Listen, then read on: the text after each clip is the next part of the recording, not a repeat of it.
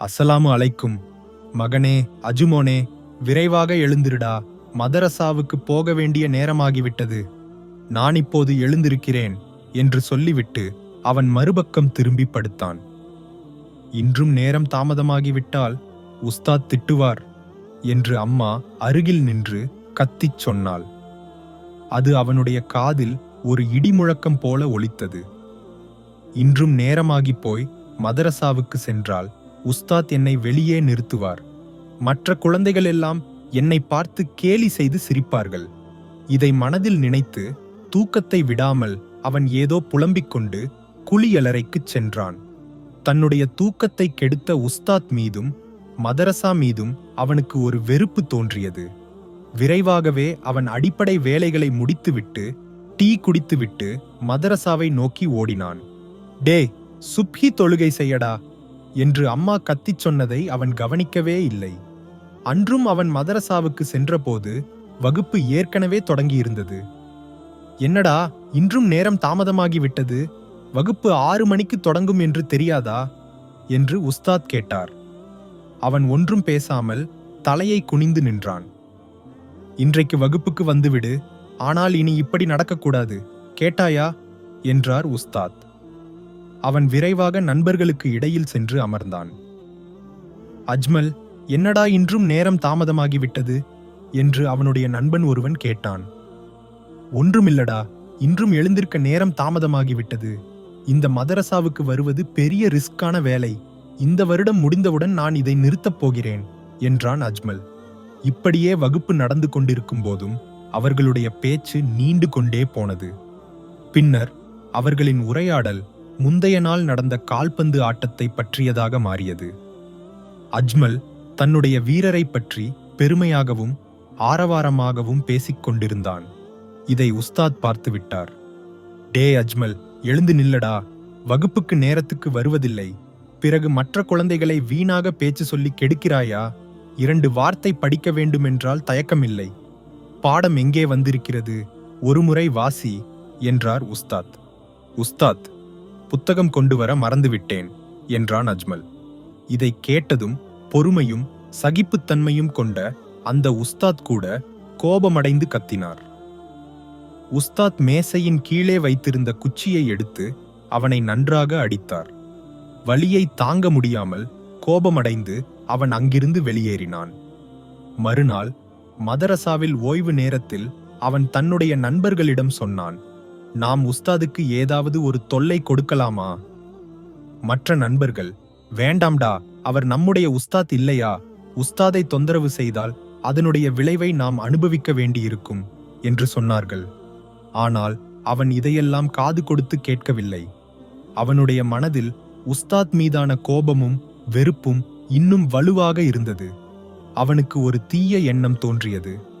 ஆஹா, இதுதான் சரி என்று ஏதோ யோசித்து மூத்திரம் போகிறேன் என்று சொல்லி வெளியே சென்றான். அங்கு ஒரு பக்கத்தில் உஸ்தாதின் பைக்கை நிறுத்தி வைத்திருந்தது. யாரும் பார்க்காத போது அவன் அதன் அருகில் சென்று 2 டயர்களின் காற்றையும் வெளியேற்றினான். பின்னர் பைக்கின் பின்புறத்தில் இருந்த 2 சைடு லைட்டுகளையும் உடைத்தான். உஸ்தாதுக்கு ஒரு பாடம் கற்பித்து விட்டோம் என்ற திருப்தியுடன் யாருக்கும் தெரியாமல் அவன் மீண்டும் வகுப்புக்கு வந்து அமர்ந்தான். உஸ்தாத் மீண்டும் வகுப்பை தொடங்கினார். வகுப்பை தடை செய்யும் வகையில் உஸ்தாதுக்கு ஒரு தொலைபேசி அழைப்பு வந்தது. முதல் முறை அவர் எடுக்கவில்லை. ஆனால் 2வது முறையாக அழைப்பு வந்தபோது உஸ்தாத் அதை எடுத்தார். மறுபக்கத்தில் அவருடைய அம்மாவின் குரல் இருந்தது. அம்மாவின் குரலில் ஒரு பதற்றம் இருப்பதை உணர்ந்து, என்னம்மா, என்ன பிரச்சனை, நீங்கள் எங்கே இருக்கிறீர்கள் என்று கேட்டார். மகனே, நாங்கள் மருத்துவமனையில் இருக்கிறோம், உன்னுடைய மனைவிக்கு திடீரென வலி வந்துவிட்டது என்று அம்மா சொன்னார்கள். உஸ்தாதின் மனைவி அப்போது கர்ப்பிணியாக இருந்தாள். நீ விரைவாக இங்கு வா என்று சொன்னார்கள். இதை கேட்ட உஸ்தாத் வகுப்பை நிறுத்திவிட்டு வேகமாக வெளியேறினார். தன்னுடைய பைக்கை அடைந்த போது அதன் லைட்டுகள் உடைந்து கிடப்பதையும் 2 டயர்களும் காற்று இல்லாமல் இருப்பதையும் கண்டார். இப்போது என்ன செய்வது என்று உஸ்தாதுக்கு தெரியவில்லை. அருகில் எந்த கடையும் இல்லை. யார் என்னுடன் இப்படி ஒரு கேவலமான செயலை செய்திருக்கிறார்கள்? நான் இதுவரை யாரையும் தொந்தரவு செய்யவில்லையே, யார் என்னுடன் இப்படி ஒரு துரோகம் செய்தது என்று உஸ்தாத் சொல்லி அங்கு நின்று கண்ணீர் வடித்தார். அந்த நேரத்தில் எனக்கு ஒரு பெரிய வருத்தம் உண்டானது. நான் உஸ்தாதுக்கு செய்தது ஒரு பெரிய குற்றமாகிவிட்டதோ என்று நினைத்து அவன் மிகவும் வருத்தத்துடன் வீட்டுக்கு சென்றான். மறுநாள் பயத்துடன் மதரசாவுக்கு சீக்கிரமாகவே சென்றான். சிறிது நேரம் கழித்து உஸ்தாதும் வகுப்புக்கு வந்தார். உஸ்தாதை பார்த்தவுடன் அவனுக்கு ஒரு பயம் தோன்றியது. வகுப்பு தொடங்குவதற்கு முன்பு உஸ்தாத் குழந்தைகளுக்கு சில அறிவுரைகளை வழங்கினார். நேற்று நான் அனுபவித்த கஷ்டங்களை நீங்கள் பார்த்திருப்பீர்கள். ஆனால் அதற்கு மேல் என்னை வேதனைப்படுத்திய ஒரு விஷயம் நேற்று நடந்தது. ஒரு மனைவி தன்னுடைய கணவனின் இருப்பை விரும்பும் நேரம் பிரசவ நேரமாகும். அந்த நேரத்தில் ஒரு கணவன் கண்டிப்பாக அவளுடன் இருக்க வேண்டும்.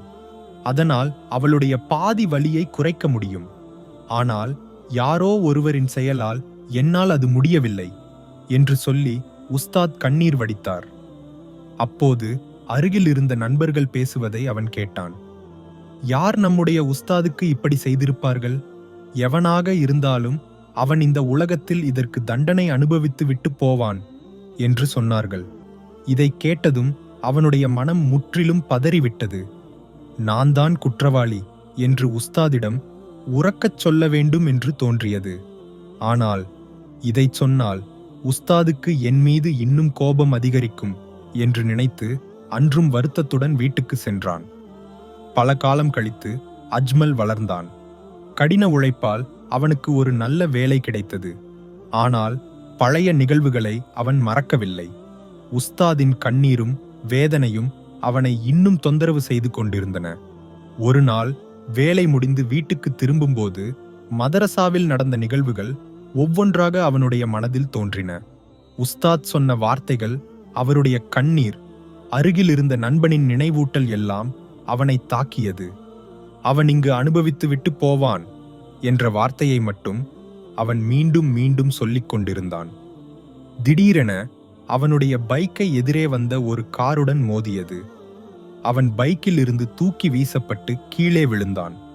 பின்னர் அவன் கண் விழித்தபோது மருத்துவமனையில் ஒரு கட்டிலில் இருந்தான்.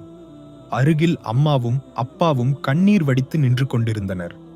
டாக்டர் அவர்களிடம் ஏதோ சொல்கிறார். அவன் அதை கவனித்தான். உங்கள் மகனின் காலுக்கு முழு இயக்கம் இழந்துவிட்டது என்று டாக்டர் சொன்னார். யா அல்லாஹ் என்று அவன் கதறினான். இதையெல்லாம் நீ அனுபவிக்க வேண்டியவை என்று யாரோ சொல்வது போல உணர்ந்தான். தன்னுடைய வருத்தத்தை அடக்கி வெளியே பார்த்தான். அங்கு வெள்ளை உடை அணிந்து தலையில் தொப்பி அணிந்த ஒருவர் நின்று கொண்டிருந்தார். யா அல்லாஹ், நான் எவ்வளவு பாவி! எனக்கு விபத்து நேர்ந்ததை அறிந்து உஸ்தாத் வந்திருக்கிறார் என்று நினைத்து அவனுடைய உள்ளத்தில் இருந்த வருத்தமும் வேதனையும் கண்ணீராக வெளியேறியது. மகனே, பரவாயில்லை, அழாதே என்று உஸ்தாத் அருகில் அமர்ந்து ஆறுதல் சொன்னார். ஆனால் உண்மையில் அவனுடைய கண்ணீர் இப்போது நடந்த விபத்துக்காக இல்லை. மாறாக அன்று அவன் செய்த பாவத்தின் குற்ற உணர்வால் வந்தது. ஆனால் அது யாருக்கும் தெரியாது. உஸ்தாதே, என்னை மன்னித்து விடுங்கள் என்று அவன் மனதில் கதறி அழுதான். எல்லாவற்றையும் பார்த்து ஒன்றும் அறியாமல் உஸ்தாத் அவனுக்காக பிரார்த்தனை செய்து கொண்டிருந்தார். அறிவை கற்றுத்தந்த உஸ்தாதுகளுக்கும் ஆசிரியர்களுக்கும் நம்மை நாமாக உருவாக்கிய பெற்றோர்களுக்கும் நாம் ஒருபோதும் கடனை திருப்பி செலுத்த முடியாது. ஏனெனில் அவர்கள்தான் நம்முடைய வாழ்க்கைக்கு ஒரு லட்சியத்தையும் ஒளியையும் கொடுத்தவர்கள். ஆகவே நம்முடைய செயல்களால் அவர்களுடைய கண்ணீர் விழக் காரணமாக இருக்கக்கூடாது. அல்லாஹு சுப்ஹானஹு வ தஆலா நம்மை பராமரித்த பெற்றோர்களுக்கும் நம்மை நாமாக உருவாக்கிய ஆசிரியர்களுக்கும் முழு ஆரோக்கியத்துடன் நீண்ட ஆயுளை வழங்கி ஆசீர்வதிக்கட்டும். ஆமீன்.